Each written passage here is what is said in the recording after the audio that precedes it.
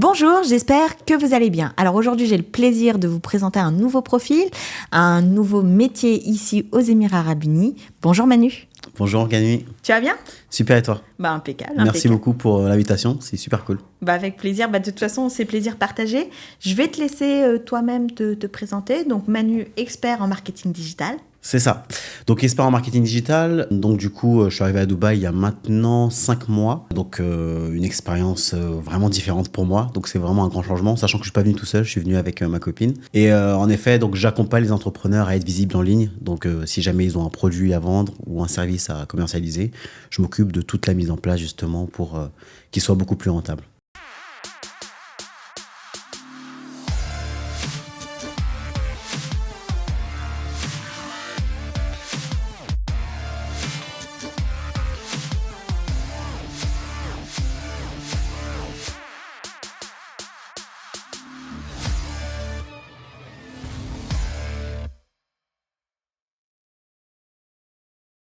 Alors est-ce que tu peux nous en dire un petit peu plus sur ton parcours? C'est-à-dire déjà comment tu as réussi, comment tu as atterri dans le marketing digital, Oui. Et puis après on verra comment tu as atterri à Dubaï. Oui, alors retour du coup après le bac où je suis passé par du commerce, donc c'était tout ce qui était vente en fait commerciale, BTS commercial.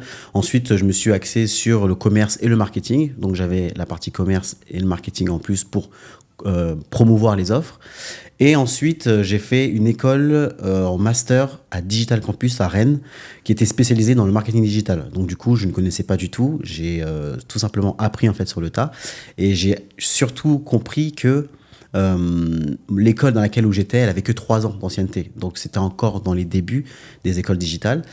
Et c'est comme ça que j'ai commencé à appréhender un petit peu ce monde. Donc, j'ai commencé à faire de l'alternance en start-up. Et l'avantage en start-up, c'est que tu dois être un petit peu multiservice. Tu dois faire beaucoup de choses à la fois. Du coup, ça m'a permis de toucher à plein de choses, d'avoir d'emmagasiner plein d'infos. Et c'est toute cette expérience que je peux mettre justement à profit aujourd'hui pour mes clients. Donc, après mon alternance, j'ai intégré un grand groupe. Et après le grand groupe, je me suis tout simplement lancé tout seul. Alors peut-être petite question, parce que souvent quand on vient d'un grand groupe, moi-même je suis passée par là, Ouais. Pourquoi ne pas avoir continué en tant que salarié dans un grand groupe et grandi dans ce grand groupe, Ouais. et pourquoi avoir choisi l'entrepreneuriat? C'est une très bonne question. En fait, tout est une question de timing. Parce qu'au final, quand on est dans un grand groupe, les perspectives d'évolution sont bien réelles, sauf qu'elles sont dans un temps qui est beaucoup plus grand. Dans le sens où on va prendre beaucoup plus de temps à monter et on va avoir pas mal justement de barrières aussi à l'entrée, et c'est normal forcément parce que du coup on va plutôt prioriser sur des personnes qui ont du relationnel avec les uns ou avec les autres, et voilà, de mon expérience en tout cas, ça allait prendre beaucoup plus de temps, et même en tant qu'aussi temps versus reward, parce qu'on est aussi là aussi pour gagner de l'argent forcément, et je m'y retrouvais pas forcément dans ce sens-là. Donc du coup, je me suis dit autant se lancer tout seul. Et puis je commençais à recevoir pas mal d'appels de mes amis qui me disaient tiens Manu, est-ce que tu peux m'aider sur mon site internet? Est-ce que tu peux m'aider à faire ci, à faire ça? Du coup, un jour, je me suis tout simplement dit écoutez, je vais le faire pour de vrai cette fois, et puis je vais créer une société pour ça. Impeccable. Tu as commencé en France, du coup? Commencé en France avec une simple auto-entreprise où j'ai commencé à fournir mes services en fait à mes premiers clients, et c'est comme ça que ça a commencé. Donc j'ai commencé gratuitement tout simplement, et au fur et à mesure Tu t'es fait un nom. Voilà, c'est ça, auprès de mes clients en tout cas, et avec plus du coup en venant à Dubaï, je l'espère. Ok. Ce qui est intéressant dans ton profil, c'est que finalement, tu as commencé, on va dire, finalement, quand même assez récemment dans l'histoire de l'entrepreneuriat en général. Est-ce que tu peux m'en dire un petit peu plus sur quelles sont peut-être les peurs qu'on peut avoir en tant que chef d'entreprise, et qu'est-ce qui fait qu'on réussit dans l'entrepreneuriat? Oui, alors forcément, en tant que chef d'entreprise, il y a la peur aussi de manquer de résultats aussi par rapport à ses clients, parce que c'est pas aussi simple qu'on le dit, parce qu'on a beau se dire tous, oui, il faut passer à l'action, il faut passer à l'action. Oui, c'est bien de passer à l'action, c'est bien de le dire, mais de le faire, c'est encore autre chose. Et rien que de se dire que, tiens, je vais peut-être fournir un service qui ne sera peut-être pas à la hauteur des attentes des clients, ça peut générer de la peur, ça peut aussi générer de la frustration. Et du coup, en tant qu'entrepreneur, on doit se battre contre ça, on doit aller de l'avant toujours, et s'assurer qu'on qu'on puisse faire le mieux qu'on peut, en fait. Parce qu'au final, de mon expérience, ce que j'ai compris, c'est qu'on a beau fournir un service qui n'est peut-être pas à la hauteur, mais tant que le client voit qu'on est investi à 100% dans son projet, et ben, ça fait une grosse différence. Et donc, du coup, il comprend que au final, on avance ensemble et que je ne suis pas juste un prestataire, je donne mon projet et ensuite, ciao, j'ai fait ma partie du boulot, quoi. Donc, tu t'investis vraiment dans l'entreprise de la personne. C'est ça. Tu mets un petit pied dedans, quand même. C'est ça, un pied dedans, je me mets à la place justement de la clientèle, comment ils pensent, qui est la clientèle, comment les trouver, comment s'adresser à eux. Et en fait, c'est tout un cheminement que moi, j'ai pu justement apprendre à l'école, dans mes anciennes entreprises, que je peux mettre à profit justement dans cette expertise-là au sein de mon agence. Alors, peut-être j'ai une petite question qui peut paraître bête. Oui. On dit souvent les cordonniers les moins bien chaussés. Oui. Est-ce que toi, dans ta propre expérience de création de société, Oui. tu as utilisé tes propres techniques marketing? Est-ce qu'il y a des choses que tu as peut-être moins bien fait pour toi, mais finalement, tu en as tiré des leçons pour tes clients? Raconte-nous un petit peu cette... Bien sûr, et je suis d'accord avec cette citation-là, parce que regarde, je vais te donner un exemple. Là, je suis encore en train de travailler sur mon site internet qui est même pas encore finalisé, alors que j'en fais beaucoup pour mes clients. Tu vois, donc c'est un exemple sur lequel je me retrouve pas mal. Et dans l'idée, c'est vrai que même fournir un service à mes clients qui, derrière, peut me permettre aussi de me retrouver dedans, dans le sens où, tiens, ce que j'ai fait pour mon client, je peux le faire aussi pour mon agence. Et bah non, pas forcément. Parce que du coup, on a cette tendance aussi à penser différemment. En fait, on arrive beaucoup plus à se projeter dans le service des autres que dans que dans notre propre service. C'est assez marrant, assez paradoxal, mais c'est vrai que je vais être beaucoup plus performant à me projeter sur la personnalité du client type, en fait, de mes clients, plutôt que des miennes. Alors que moi, aujourd'hui, j'ai pas encore fait de prospection, c'est uniquement du bouche à oreille.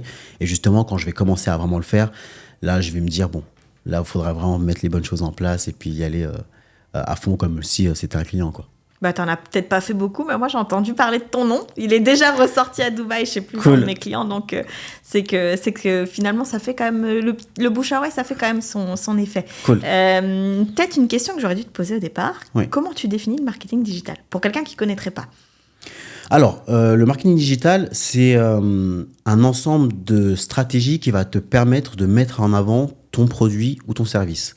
Donc, en fait, auparavant, on avait le marketing classique, donc ça passait par les panneaux publicitaires, par la publicité à la radio, à la télévision, etc. Et aujourd'hui, donc, on appelle ça marketing digital. Pourquoi? Parce que le monde s'est digitalisé et on a beaucoup plus de population qui se retrouve sur les réseaux sociaux, sur Internet, sur Google.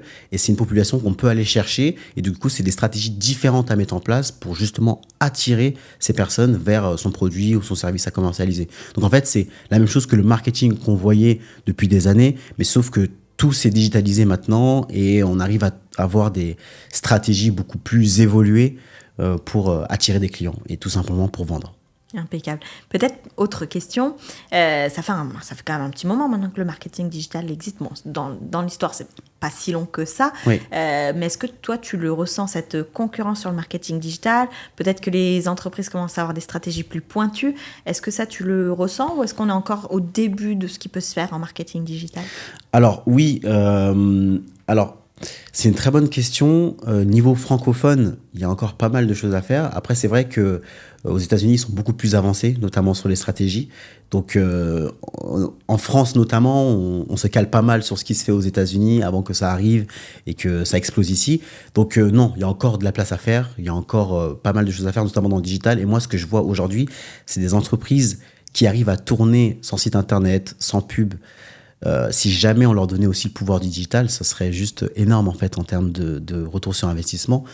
Et moi, quand je vois cette opportunité-là, je me mets à la place du client et je me dis, mais tu n'as plus qu'à te lancer en fait. Et si jamais tu le faisais vraiment, pour de vrai, tes résultats pourraient être décuplés, quoi. Donc, tu te crées des petites frustrations pour les autres. C'est ça. Parce que je me mets à leur place, je me mets à la place du chef d'entreprise qui voudrait vendre encore plus, mais qui ne sait pas exactement comment. Et du coup, vu que moi, je sais comment avec le marketing digital, et ben du coup, je me vois à travers lui, tout simplement. Impeccable. De toute façon, tu vas nous donner quelques secrets après. Pas de souci. Si je reviens un petit peu au départ, j'avais promis, pourquoi Dubaï? Pourquoi Dubaï? Alors, premièrement, pourquoi Dubaï? Je suis déjà venu en vacances ici et j'étais pas mal impressionné par ce qui était réalisé en termes d'infrastructure et de modernité. Bon, après, voilà, c'est un choix personnel parce que j'aime beaucoup voilà, tout ce qui est moderne, ce qui est un peu grandiose, tout ça. Donc, moi, ça m'impressionne et j'aime bien me retrouver dans un endroit qui me stimule et qui m'impressionne parce que du coup, ça va me pousser à aller plus loin, forcément, dans mes objectifs. Ensuite, il y a le mindset des gens. Je rencontre des gens qui sont hyper ouverts d'esprit. Bah, la dernière fois, l'événement que vous avez créé, C'est ça. on a pu créer des synergies entre les personnes, des gens qui sont hyper motivés. Et en fait, on arrive avec des gens qui sont tous au même endroit, avec les mêmes ambitions, réussir. Et ça, je l'ai remarqué. Et c'est pour ça que du coup, j'avais décidé de revenir même après être venu en vacances. Et ensuite, forcément, il y a la nouveauté, hein. La nouveauté, voilà, c'est émergent. Ça donne envie, ça attire du monde, ça attire le monde entier. Et dans ce sens-là, moi, je peux aussi m'ouvrir à l'international parce que du coup, c'est un hub économique, quoi. On a toutes les nationalités qui se rejoignent au même endroit et c'est hyper stimulant. Bah, je partage un peu le même avis. Peut-être pour resituer, tu viens d'où en France? Alors, moi, je viens du Mans, 72, mais j'ai pas vécu toute ma vie. En fait, moi, de base, je viens du 91, donc en région de l'Essonne, au Tarteret. Donc la cité des Tarterets, et ensuite j'ai quitté les Tarterets pour aller au Mans, le 91. Tu connais un petit peu ou... Le 91, oui, Le Mans, pas du tout. Le Mans, pas du tout. J'irai voir un jour. Bon, il y a une course de voiture hyper connue, voilà, qui a fait la renommée de la ville notamment, mais voilà, en tout cas, si jamais tu veux y passer, n'hésite pas, j'ai des bonnes adresses pour toi. Bah, avec plaisir. Peut-être, du coup, quand tu es venu à Dubaï, tu es venu du Mans, finalement. C'est ça. Il y a quand même il y avait un petit décalage, quand même. C'est ça. Je peux comprendre le waouh des infrastructures et de la modernité. Qu'est-ce qui t'a donné envie d'aller à Dubaï? Est-ce que tu n'avais pas entendu avant dans les médias, Dubaï, c'est superficiel, Dubaï, c'est ci, Dubaï, c'est ça, les libertés, enfin, je pense que tu avais dû entendre ça. Qu'est-ce qui t'a dit, je vais venir à Dubaï en vacances, plutôt que de partir, je sais pas, en Thaïlande ou à Bali ou aux États-Unis? Oui. Alors, la première fois que je suis venu à Dubaï, c'était avec un ami. Et c'est vrai que Dubaï, à ce moment-là, ils étaient un petit peu, tu sais, en campagne, justement, pour attirer du monde ici en vacances. Donc, on voyait plein de publicités, visite Dubaï, etc. Donc, du coup, je me suis dit, bon, on voulait aller à la base aux États-Unis, à Miami. Mais bon, niveau prix, enfin voilà, on s'est rendu compte que c'était beaucoup trop cher, donc on est venu à Dubaï. Ok. Et sauf qu'en effet, on avait plein d'a priori, tout le monde nous disait oui, c'est fake, etc. Donc avant tout, déjà, on voulait se faire notre propre idée de la chose. Et quand on est arrivé, au final, on voit des gens qui viennent de partout. On arrive, on a fait un tour à Dera, on a fait un tour au souk, donc on a vu vraiment énormément de choses. Et donc tout de suite, ça enlève un petit peu les idées, et on va dire les barrières mentales qu'on avait justement avant d'arriver. Et voilà, c'est ce qui nous a en tout cas donné à la base. C'était vraiment une opportunité qui n'était pas forcément prévue et qui s'est avérée être présente. Voilà. Et du coup, ça s'est fait comme ça. On est arrivé et au final, on a vraiment kiffé, quoi. Impeccable, ce qui t'a donné envie de revenir finalement. C'est ça. Comment ça a été accueilli dans ta famille, le fait de se dire, tiens, je pars entreprendre aux Émirats? Parce que eux sont peut-être pas forcément venus en même temps que toi en vacances. Non, ils sont pas venus. Ils connaissent depuis ce qu'on peut voir sur les news, à la télé ou même les réseaux sociaux. Mais après, dans tous les cas, moi, ils me soutiennent, sont à 100% derrière moi. J'ai pas vraiment eu cet a priori-là. C'est plutôt dans mon entreprise, en fait, où j'étais. Parce que du coup, j'ai quitté un poste directement pour venir ici. Okay. Où là, je sentais en effet qu'il y avait des « Ah, Dubaï, pourquoi Dubaï? On comprend pas Dubaï. Mais il n'y a rien à faire à Dubaï, etc. » Enfin, voilà. C'est là que j'ai senti un petit peu qu'il y avait des avis qui divergeaient. Mais bon, moi, ça n'a rien changé dans mon choix qui était de venir m'expatrier ici, quoi. T'en fais beaucoup la pub, en tout cas. Ouais. Si je dois te poser la question de ce que tu n'aimes pas à Dubaï. Très bonne question. Je me suis souvent posé la question, justement, et je ne pourrais pas te dire des choses tout de suite qui me plaisent pas. Après, peut-être parce que ça fait que 5 mois que je suis là, je ne vois pas encore des choses ultra... qui m'ont sauté aux yeux, c'est sûr. Après, forcément, quand on voit aussi les travailleurs, tout ça, des conditions... qu'on peut voir justement par rapport à ces travailleurs-là. Pas toujours facile. Ouais. Pas toujours facile. Donc après, je me dis, bon, est-ce que dans leur pays, ils auraient été mieux? peut-être oui, peut-être non. Après, c'est vraiment des questions où j'ai pas vraiment la réponse. Mais voilà, ce serait ça et encore, j'en suis même pas sûr, quoi, au final. Donc, Alors moi, j'ai ouais. pas mal de discuter avec... Ouais. moi, dès que je vois quelqu'un, en général, je discute. Ouais, ouais. Et en général, effectivement, c'est mieux que dans leur pays d'origine. Ouais, voilà. C'est mieux payé que dans leur pays d'origine, même si c'est pas des salaires qui sont énormes. Ouais. Et souvent, ce qui revient, comme ça tu sauras si jamais tu veux entamer la discussion, Ouais, ouais. c'est qu'ils font une espèce de réserve économique. Ils se constituent un petit capital ici, Ouais. qui peut paraître pas énorme, auquel on peut tous contribuer en donnant des tips, des pourboires, des bonus, etc. hein, finalement, quand on nous rend un service, qui plus tard, en tout cas, ils espèrent avec ça, souvent créer un petit supermarché, une supérette, une épicerie, un D'accord. projet dans leur pays d'origine. Et souvent, ces personnes-là, ils m'ont dit, ils sont là pour 5 ans ou sur 10 ans, le temps de se constituer ce capital-là et repartir dans leur pays d'origine.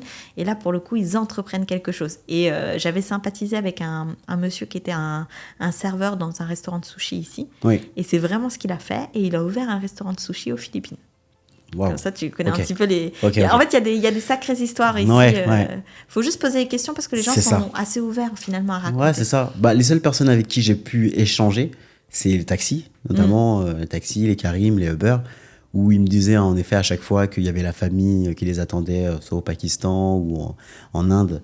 Et en effet, ils contribuaient justement à l'économie là-bas aussi, ce qui est hyper intéressant. Mais bon, voilà, après, moi, je n'avais pas plus cherché que ça, quoi.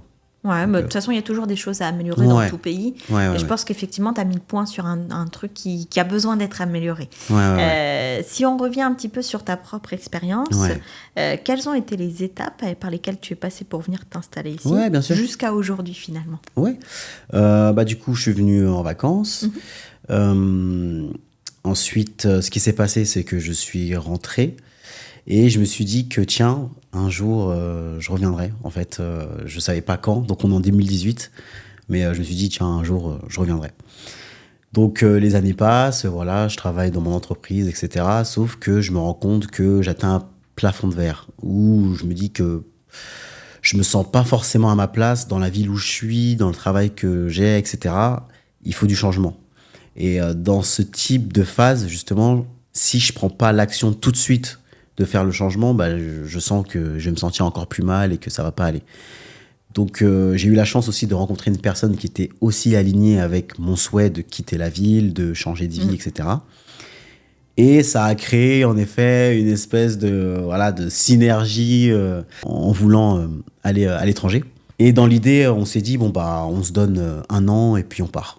Donc du coup, je commence à regarder les annonces pour déjà se rendre compte de ce que ça représente en termes de loyer, en termes de vie. J'ai regardé pas mal de vidéos YouTube. Et du coup, je tombe sur une fameuse personne sur YouTube qui t'explique comment t'expatrier, qui te donne un petit peu les salaires qu'il faut avoir, etc. Et cette personne, c'est Ganui. Si tu avais su qu'après tu serais sur la chaîne à l'époque. C'est ça. Et là, je me retrouve sur la chaîne, donc c'est hyper drôle. Et donc du coup, sur ta chaîne YouTube, donc pour ceux qui n'ont pas compris, en effet, je parle de sa chaîne. Et il y avait plein d'informations sur l'expatriation, etc. Donc voilà, moi je prenais note de tout. Et arrivé un moment, je me suis dit, bon, bah autant passer à l'action. Je t'ai envoyé un message sur Instagram. Et c'est de là que tout a commencé, en fait, où tu as commencé à m'expliquer quelles sont les étapes. Tu m'as envoyé vers les bonnes personnes, les bons documents, etc. Et tout s'est enchaîné. Tout a été très vite. Et moi, je tenais justement à travailler, enfin, à être installé par une personne déjà qui connaissait son métier à Dubaï, mais surtout aussi des francophones, parce que voilà, on parle anglais, etc. Il n'y a pas de souci, mais c'est plus simple déjà pour les subtilités, etc. Enfin, et puis on n'est pas d'ici, donc on ne connaît pas, on n'a pas envie de tomber sur des mauvaises surprises. Et donc c'est comme ça que ça s'est fait. Et puis du coup, tout s'est enchaîné. Et me voilà ici actuellement. Ben, impeccable. Voilà. Alors je reviens sur quelque chose que tu as dit. Tu prenais des notes, tu Ouais. allais voir sur les sites immobiliers, etc. Ouais. Vous êtes venus à 2. Ouais. Qu'est-ce que tu estimerais comme être un budget raisonnable, on va dire minimum, pour vivre correctement aux Émirats à 2 par mois? Par mois, alors déjà pour le logement, si on part sur un one bed, enfin une chambre, oui, c'est plutôt mieux de le dire comme ça. Donc en général, Un bon prix va se situer entre 1400 et 2000 euros pour moi, pour quelque chose de raisonnable, qui soit pas trop ancien, mais qui soit voilà, dans l'air du temps. Correctement placé. Et après, en termes de courses, c'est marrant, mais en termes de courses, on ne trouve pas que ça soit hyper cher par rapport à la France. Donc, je ne sais pas quel est ton avis par rapport à ça. Alors, moi, je suis assez friande de ce qu'on appelle les meal plans. Ouais. Je ne sais pas si tu connais. C'est des services ici qui t'apportent la nourriture matin, midi, soir. En tout cas, pour les 5 jours au moins de travailler, parce que... Oui. Moi, quand je travaille vraiment. Oui, oui. Et je trouve ça pas très cher non plus, c'est ce que tu disais, parce que pour un meal plan, 5 jours par semaine et matin, midi, soir, je paye 1200 dirhams par mois, ce qui fait 300 euros à peu près, avec à chaque fois un plat différent, donc du saumon, du poulet, du bœuf, cuisiné d'une certaine manière. Donc en termes de temps que je gagne personnellement et de cours, je pense que j'aurais pas fait mieux. Après, je sais pas comment toi tu fonctionnes. Ouais, bah nous, c'est vrai qu'on avait essayé ça. Enfin, en fait, on a essayé pas mal de choses. On a surtout aussi essayé différents supermarchés pour comparer les prix. Mais aujourd'hui, non, on arrive à ne pas trop dépenser en courses, enfin, de manière, on va dire, équitable par rapport à la France. Donc, du coup, je pense, selon moi, en étant deux, avec 3500 euros, ça commence à être correct, quoi. Ouais. En allant au restaurant de temps en temps, voilà, sans trop en abuser, bien évidemment, mais voilà, on commence déjà à bien vivre. Non, ça me semble une estimation tout à fait honnête. Ouais. Après, c'est sûr que tout le plus que tu peux avoir au-dessus, c'est plus sympa. Bien sûr, bien sûr. Ça me semble pas mal, parce que dans l'idée, c'est ce que je disais au début, c'est qu'il y a la moitié de la population qui potentiellement gagne moins de 1000 euros par mois. Donc, compte tenu de ça, on est déjà dans la tranche, on va dire, confortable. Confortable, c'est exactement le mot. Donc, ça me semble très raisonnable comme budget. Et tu parlais des taxis, toi, est-ce que tu as fait le choix d'acheter une voiture, de louer? Comment tu choisis? Alors, l'erreur, je ne sais pas si c'est une erreur, mais au début, je n'avais pas de voiture. Donc, du coup, je passais mon temps en taxi, en Uber, Carim. Ça coûtait extrêmement cher, au final, mis bout à bout. Et donc, du coup, j'ai fait le choix, en effet, de prendre une voiture. Et donc, du coup, depuis, j'ai pu économiser de l'argent, ça c'est sûr, en déplacement. Parce que, en effet, si on compte venir ici, c'est mieux d'être en voiture. Après, tout dépend aussi... je pense des trajets qu'on a à faire selon les besoins, si jamais on a besoin d'aller au travail, etc. Donc après, ça dépend. Ou si on bosse de chez soi. Mais c'est vrai que moi, j'ai quelques rendez-vous, notamment avec des clients, où on va beaucoup au sport, où je suis amené à rencontrer du monde, parce que aussi, le but, c'est quand on arrive dans une ville ici, c'est pas de rester cloîtré à la maison, c'est de s'ouvrir un petit peu à ce qui arrive, à tout le monde. Donc on rencontre des gens, et c'est pour ça que du coup, pour nous, en tout cas, c'est rentable de prendre une voiture, quoi. Justement, tu parlais de diversité, tu parles de rencontrer des gens. Ouais. Est-ce que tu trouves que c'est simple? Est-ce que tu trouves que les gens sont ouverts à discuter avec des personnes qui viennent de s'installer, qui a ouvert des nouveaux services? Ça, c'est toi qui me dis. Oui, alors c'est une très bonne question, et je pense que c'est 2 fois plus simple de rencontrer des gens ici. Okay. Parce qu'on vient un peu dans la même optique, comme ce que je te disais. Par exemple, ici, on peut rencontrer des gens juste pour parler de business. Alors qu'il n'y a pas vraiment de but derrière, mais juste, tu me dis ce que tu fais, je te dis ce que je fais, et puis on peut voir si on peut s'entendre. En France, on ne peut pas se voir comme ça pour du business. Enfin, je pense qu'on peut, mais il faut vraiment un cas spécifique ou un événement spécial ou que tout soit aligné pour qu'on ait à se rencontrer, quoi. Alors qu'ici, on peut juste mettre une annonce sur un groupe Facebook d'expats. Voilà, je cherche du monde, rencontrer du monde pour du business. Et du coup, on peut rencontrer des gens comme ça. Et donc, c'est vrai que c'est une très grosse force ici, c'est le network, quoi. Enfin, c'est très puissant. Impeccable. Peut-être pour peut-être mieux comprendre aussi. Alors, du coup, quelle est l'étendue des services que tu proposes? Alors, donc du coup, nous, ça va se baser sur du support et de la promotion. Donc, qu'est-ce que j'entends par support? Ça va être l'élément qui va pouvoir héberger ton produit, ton service. Donc, ça peut être un site internet, ça peut être une landing page, une page unique sur internet. Ça peut aussi être une application si jamais il y a besoin, une web app aussi. Et ensuite, la promotion, ça va être la publicité qu'on va mettre en place pour que ton offre puisse être vendue. Parce que du coup, moi, j'ai commencé avec les sites internet et je me suis vite rendu compte qu'une fois que mes clients ont leur site internet, du coup, qu'est-ce qui se passe? Pas grand-chose, parce qu'on a beau avoir le plus beau site internet du monde, si jamais on n'entend pas parler de ton service ou de ton produit, du coup, tu vas pas attirer du monde. Et moi, mon objectif, c'est d'avoir un service 360 où je crée ton site internet et je fais en sorte qu'il y ait du monde pour que tu puisses convertir après en client. Donc, est-ce que ça veut dire que tu t'adresses plutôt à des personnes qui partent de zéro, ou est-ce que ça t'arrive aussi d'avoir des personnes qui sont déjà constituées avec un site, qui ont besoin... c'est ça. Non, les deux. Les deux Les deux. Ok. C'est que en fait, les projets vont être différents, mais on peut très bien faire du A à Z jusqu'à du R à Z ou ainsi de suite, quoi. Enfin, en tout cas, on peut aussi accompagner des personnes qui sont déjà bien établies, juste pour se recadrer même en termes de stratégie, en termes de personnes à cibler, etc., pour optimiser aussi les coûts d'acquisition. Mais oui, en tout cas, on le fait aussi. Ok. Ouais. Comment tu as trouvé tes premiers clients ici ? Alors, en postant des annonces sur Facebook. Ok. Donc, faut savoir que oui, en effet, sur Dubaï, il y a pas mal de groupes d'expats à Dubaï. Et simplement en postant, voilà, je viens d'arriver, je propose tel service. Si jamais ça vous intéresse, n'hésitez pas à me rencontrer. Et du coup, ça s'est fait comme ça. Et voilà, du coup, de bouche à oreille, voilà, c'est un petit peu parti comme ça. Et on espère que ça va continuer, que l'équipe va s'agrandir.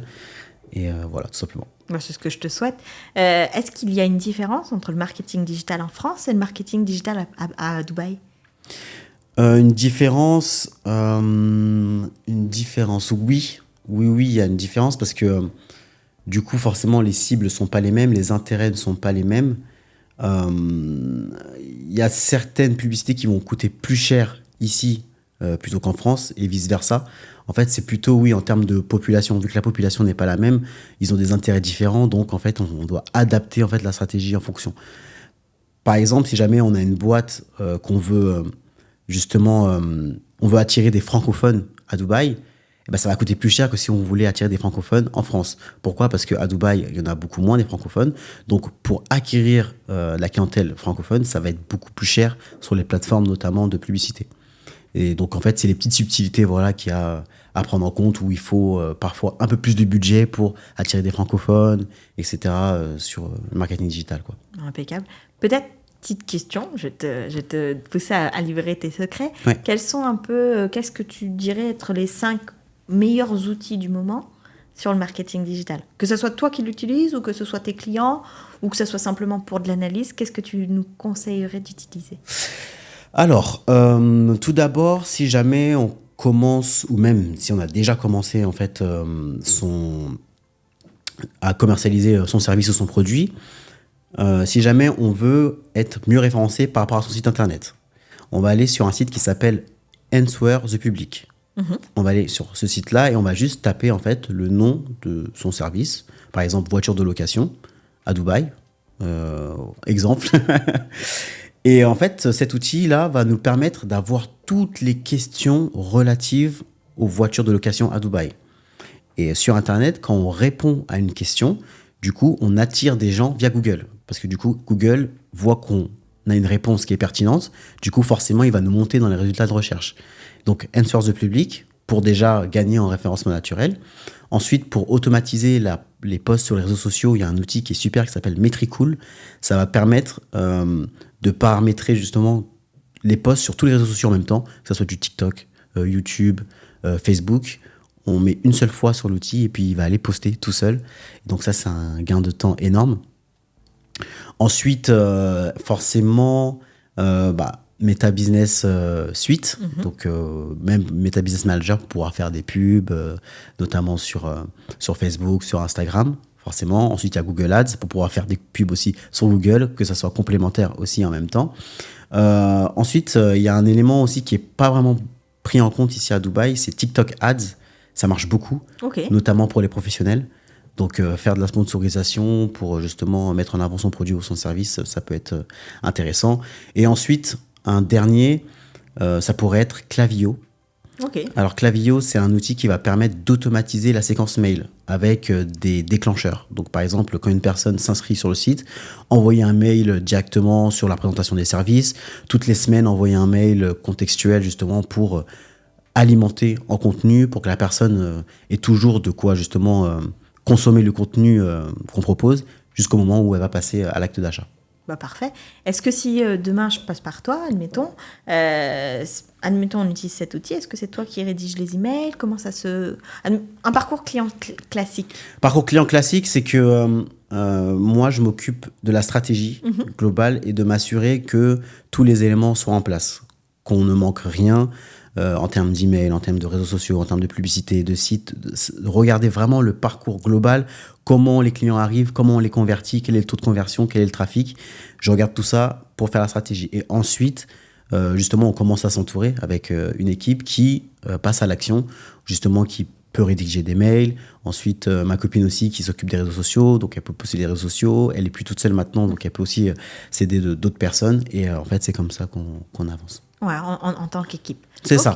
Et le client, finalement, à la fin, il est quand même assez autonome puisqu'il peut garder ses outils même pour la.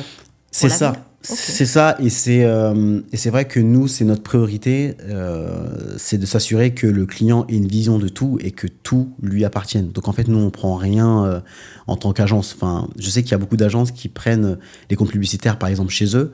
Nous, c'est toujours chez le client ou même l'hébergement qu'ils prennent chez eux. Nous, c'est toujours chez le client. Comme ça, le client a la main sur son site, il a la main sur son marketing.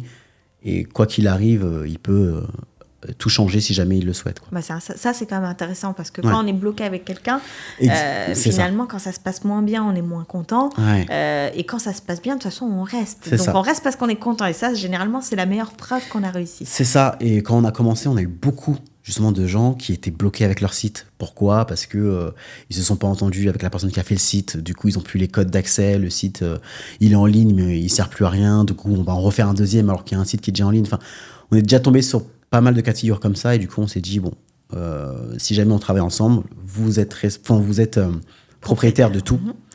Et que du coup, voilà, vous avez la main mise sur toute votre activité. Bon, ça, on a bien compris. Quelles sont, entre guillemets, tes différences par rapport à d'autres agences marketing ? Pourquoi moi, je dois faire appel à toi plutôt qu'à quelqu'un d'autre ?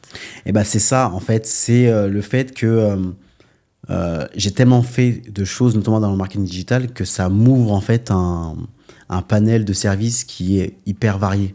Au final, c'est que je ne vais pas m'arrêter juste à la publicité.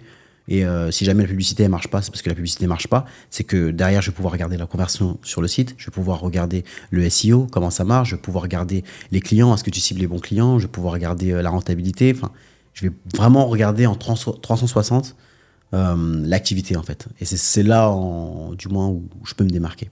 Ok, ça marche, bah top. Ça, c'est noté. Donc ça, c'est ce qui fait ta différence. C'est ça. Et puis finalement, pourquoi je te pose ce type de questions ? C'est parce qu'on parle souvent de la concurrence ici aux Émirats Arabes Unis. Ouais. Il y a des centaines d'agences marketing digital, il y a des centaines d'agences immobilières, et puis il y a des centaines de tout finalement. Oui. Si je devais te demander quels sont finalement les red flags, c'est-à-dire quels sont les éléments quand on compare des offres de services ou quand on compare les compétences de différents experts en marketing, qu'on devrait tout de suite repérer pour ne pas travailler avec la personne en question. Tu me disais notamment le fait de garder la propriété de son site, qui était particulièrement importante. Est-ce qu'il y a d'autres éléments comme ça ? D'autres éléments. Ensuite, on peut facilement aussi demander les années d'expérience aussi. Je pense que c'est une bonne information déjà à avoir pour déjà se rendre compte si jamais la personne, ça fait longtemps qu'elle est dans le marketing digital ou pas. Après, c'est vrai que ça peut être à double tranchant parce qu'on peut aussi avoir des personnes qui viennent de se lancer mais qui peuvent aussi avoir des bons résultats. Donc après, c'est à pondérer avec d'autres informations si jamais les personnes en effet ne sont pas propriétaires de leur site, etc. Et après, c'est vrai que un autre red flag, entre guillemets, c'est si jamais on a trop de promesses. Faut savoir que dans le marketing, en fait, faut le voir un petit peu comme un combat. Mais un combat qu'on va mener ensemble. Et c'est pas une baguette magique, on va juste actionner quelque chose et ça y est, votre société va être rentable. En fait, c'est pas comme ça que ça marche. Faut le voir vraiment comme un combat ensemble. On travaille ensemble dans le but, vers un objectif justement d'attirer plus de clients, de vendre plus. Et c'est plutôt dans cette optique-là qu'il faudrait justement voir une bonne agence. Parce que, en effet, une bonne agence, après je m'entends quand je dis bonne agence, mais si on a trop de promesses qui sont mirobolantes, voilà, là c'est... Quand ça a l'air trop beau pour être vrai, parfois c'est trop beau pour être vrai. C'est ça. Moi, j'ai un peu la même situation dans la création de société. Ouais. Quand une agence de création de société j'ai déjà entendu, font société, enregistrement administratif, visa en 3 jours. En général, c'est vraiment trop beau pour être vrai. Ouais. Donc, il faut faire aussi un petit peu attention à cet élément-là. moi, là, ce qui m'avait un peu impressionné, c'est vraiment, je te mens pas, ton nom est ressorti plusieurs fois. Ok. Cool. Et ça, c'est vraiment le cas, et ça a été très rapide, parce qu'entre le moment où tu t'es installé et le moment où ça ressort, j'ai vu que tu avais fait quand même l'effort de venir aux 2 Improving Days, que tu es un peu partout. Est-ce que tu peux nous en dire un petit peu plus justement sur le fait de communiquer avec les gens, comment toi tu fais, comment tu rends ça possible? En fait, je pense que pour ça, au final, il n'y a pas de secret. Il faut rester authentique, en fait. Authentique, naturel. Et rien que d'être naturel, je pense que les gens, ils le ressentent, tout simplement. Ils se disent, bon, bah, la démarche, elle n'est pas forcément intéressée. C'est juste le fait de s'ouvrir, parce qu'au final, on est vraiment aussi ici pour rencontrer des gens. Après, si derrière, on arrive à travailler avec eux, tant mieux. Ça, c'est ce que je souhaite à tout le monde. Mais déjà, rencontrer des gens, humainement parlant, de voir déjà qu'il y a un feeling, et si le feeling y est, en effet, on peut passer à la suite. Mais moi, je dirais que la clé, ce serait juste de rester authentique, en fait. Rester authentique, de pas arriver tout de suite dans une idée en tête, où bah tiens, faut que je vende ça, faut que je vende ça. Non, déjà avoir une discussion avec la personne, s'intéresser à la personne, en fait. Je pense que ça peut être la clé, tout simplement. Non, mais tu as raison, parce qu'il y en a qui peuvent ne pas avoir le besoin tout de suite. Ouais. Il y en a qui puis se souviendront de toi par la suite, donc c'est pas plus mal. Et puis finalement, quand la personne n'est pas prête, elle n'est pas prête. C'est ça. Donc, faut pas forcer les choses. En fait, faut simplement s'intéresser, et puis voilà, après, ça peut devenir des amis. On peut se revoir pour aller manger, pour aller faire des activités. Enfin, voilà, on est tous venus en tant qu'expat. On n'a pas un réseau de malades. En tout cas, pour ma part, ici, j'en ai pas encore un. Donc voilà, si je peux me faire des connaissances, mais là, c'est avec grand plaisir, quoi. Et est-ce qu'au-delà des relations professionnelles, tu as rencontré justement... est-ce que ça a ton besoin peut-être de rencontrer des gens plus authentiques, plus de faire des amitiés, parce que c'est important dans la vie aussi. Est-ce que ça aussi, ça peut être comblé ici, ou est-ce que c'est difficile? Totalement. Alors, je pense, ou tu me diras si je me trompe, que j'ai eu de la chance. Parce que apparemment, c'est pas le cas pour tout le monde, parce que pour garder justement des relations amitiés, on va dire solides, apparemment c'est compliqué. Alors, pour ma part, j'ai pas mal du fait aussi que j'accompagne des gens dans leur expatriation, j'ai accès à beaucoup plus de monde. Déjà, c'est la première chose. Donc, je pars avec un petit avantage de départ, mais j'ai tendance à dire qu'effectivement, avec le temps, ici aux Émirats, on apprend à connaître les gens. Ils sont pas tous... Il y en a qui sont intéressés, d'autres non. Il y en a qui ont les mêmes centres d'intérêt, d'autres non. Il y en a avec lesquels on peut s'entendre et d'autres non, parce que finalement, c'est aussi une question, ce que tu disais, de feeling. Après, pour la plupart de ceux que j'ai rencontrés, franchement, c'était des personnes qui étaient plutôt authentiques.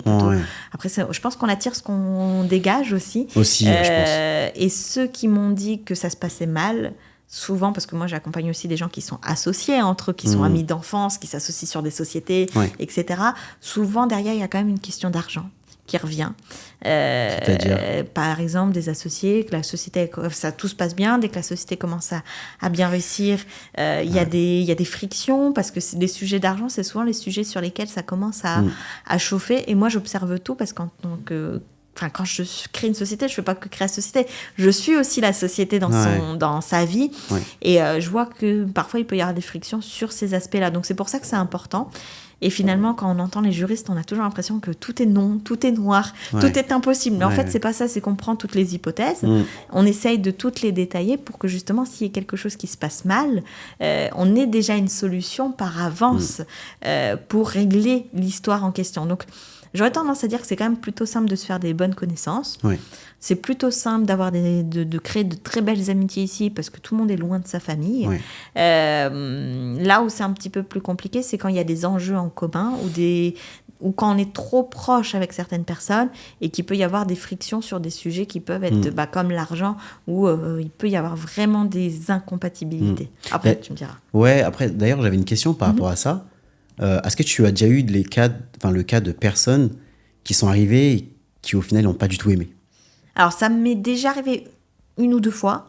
Alors, bizarrement, j'ai une personne qui est venue, qui n'a pas du tout aimé Dubaï, mais qui est quand même restée aux Émirats. D'accord. La personne s'est acheté une villa à Ras Al Khaimah. Oui. Et elle fait sa vie toute seule Enfin, ils sont en couple, ils font leur vie tout seuls à Ras El Khaimah, D'accord. ils voient personne. Ok. Et les seuls moments où nous on les revoit, c'est quand il faut refaire la visite médicale et la prise d'empreinte. L'autre aspect où parfois que j'ai pu observer, c'est qu'ils aiment les Émirats, mais il y a certains aspects qui ne leur plaisent plus au bout de quelques années. Et donc il peut y avoir, j'ai déjà accompagné des gens que j'ai déjà accompagnés dans leur création et dans leur fermeture d'entreprise, et qui après 1 an ou 2 ans, être passés dans un autre pays, avoir connu autre chose, reviennent avec plaisir. Donc je pense que les Émirats Arabes Unis, c'est un pays dans lequel on peut tomber assez amoureux finalement du pays, où on peut se plaire, mais on n'est pas obligé de se dire qu'on est là à vie. C'est-à-dire que si demain tu me dis finalement j'aime plus les Émirats, j'en ai trop eu, parce que parfois quand on a trop de quelque chose, on a ce sentiment de trop plein, rien n'empêche déjà pour une personne de continuer à garder sa société ici et de faire un voyage autour du monde. J'en ai quelques-uns comme ça, des globetrotters. Et puis rien n'empêche aussi, si on n'a plus envie, de fermer sa société, on n'est pas bloqué, et peut-être de faire sa vie ailleurs, peut-être se rendre compte au bout de quelques années qu'on voulait vraiment Dubaï. Donc chaque parcours de vie il est différent. D'accord, ok. Hyper intéressant. De toute façon, si un jour il y a un changement de cap, tu m'enverras un petit message. Ouais, c'est sûr. Bon, je pense pas que ça va arriver, hein, mais ouais, c'est hyper intéressant. On va pas au bout de 5 mois, j'espère, mais... Non. Mais en soi, en tout cas, c'est un sujet qui peut être développé. Et puis, c'est aussi ça qui est intéressant quand on network beaucoup, je pense que tu l'as vu, c'est que, par exemple, dans les Improving Days, tu vois, tu as des gens qui sont là depuis super longtemps, des gens qui viennent d'arriver, des gens qui sont dans tel domaine, des gens qui sont en famille, des gens qui sont seuls. Et je pense que toi, que j'ai vu passer partout et apprendre à connaître tout le monde, tu as dû voir que les profils n'étaient pas du tout les mêmes. Non, pas du tout, mais c'est ça qui est intéressant. C'est ça qui fait la diversité, et du coup... Et c'est pour ça que tout le monde te connaît maintenant. Je sais pas, je pourrais pas avoir la prétention de dire ça, mais bon, en tout cas, c'est cool. En tout cas, après cette vidéo, j'espère que les gens viendront te voir. Comment on peut, parce que si on est intéressé, si on a un projet de création de site, ou si le site est déjà fait, qu'on a un projet marketing, comment on peut faire pour te joindre ? Alors, du coup, moi, j'ai un site web. Un site web, du coup, je vais te le donner, tu pourras le mettre en description. Voilà, c'est ça. Et sinon, on a Instagram aussi, donc Unir Agency, tout simplement. Je vais te donner aussi tous les liens, tu auras tout. Bah parfait. Et si je te contacte, admettons, je te contacte par email, est-ce que je dois demander un rendez-vous, ou est-ce que tu es capable d'analyser le site et de me dire juste par un devis Bien sûr. Comment ça va se passer ? Bien sûr, en fait, il y a 2 moyens. J'ai un lien Calendly, en fait, où tu pourras paramétrer un rendez-vous. Super, parfait. Et sinon, tu peux m'envoyer en effet les infos, je peux checker avant, et ensuite te faire un feedback, quoi. Donc après, il y a aussi des personnes qui me contactent sur mon Insta aussi perso, où justement je fais un petit peu de contenu, je parle aussi du marketing digital, donc je vais te donner aussi les liens pour ça, et puis voilà, dans tous les cas... Donc on peut venir t'écouter, te voir. C'est ça. On peut te contacter directement pour avoir un rendez-vous, et on peut également, si on est un peu plus timide, te soumettre juste ce qui a été fait et que tu nous fasses un retour. C'est ça, exactement. Est-ce que la première consultation, elle est entre guillemets gratuite ? Bien sûr, ouais. bien sûr. Bon, bien sûr. Impeccable. Tant qu'on n'a pas commencé à travailler... tout est gratuit. C'est parfait. De toute façon, c'est comme chez moi, hein, finalement. Première consultation, elle est gratuite, sans engagement. Si on sent qu'on a le feeling et qu'il y a quelque chose d'intéressant à proposer des deux côtés, on avance ensemble. Super. J'ai bien résumé. Ouais, non, mais c'est exactement ça. Impeccable. Parfait. Alors, la petite question avec laquelle je finis à chaque fois. Ouais. Qu'est-ce que je peux te souhaiter pour l'avenir ? Oh, waouh. Petite question, mais grandes implications. Souhaiter pour l'avenir... Ah ouais, très intéressant cette question. Ce que tu pourrais me souhaiter pour l'avenir, d'être fier de ce que j'ai réalisé. Voilà. Parce que du coup, si je suis fier de ce que j'ai réalisé, c'est que je suis arrivé là où je voulais être. Donc, d'être fier de ce que j'ai réalisé. C'est parfait. Voilà. En tout cas, c'est ce que je te souhaite. Merci beaucoup. On va te laisser avancer dans ton parcours. De toute façon, tu sais que tu peux compter sur moi si besoin. Bien sûr. Je pense qu'on te reverra dans les prochains événements aussi. Ouais. Ce que je propose, c'est que si à l'avenir, tu souhaites repasser parce que tu as d'autres sujets, tu as envie de parler d'autre chose, tu es le bienvenu sur la chaîne. Carrément. Merci beaucoup en tout cas, encore une fois, pour l'invite. Merci aussi à Malik, l'homme de l'ombre, qui reste toujours là. Et puis, on se dit à très bientôt. Merci beaucoup. Je vous souhaite le meilleur en tout cas. Si vous avez des questions, besoin d'échanger directement avec Manu, vous n'hésitez pas à le joindre directement sur ses réseaux sociaux, sur son site web si vous avez des questions, des besoins en marketing digital. S'il y a des petites questions plus sur la création de société, l'espace commentaire est plutôt là pour ça. Et puis sur ce, je vous souhaite le meilleur et je vous dis à très bientôt. À bientôt.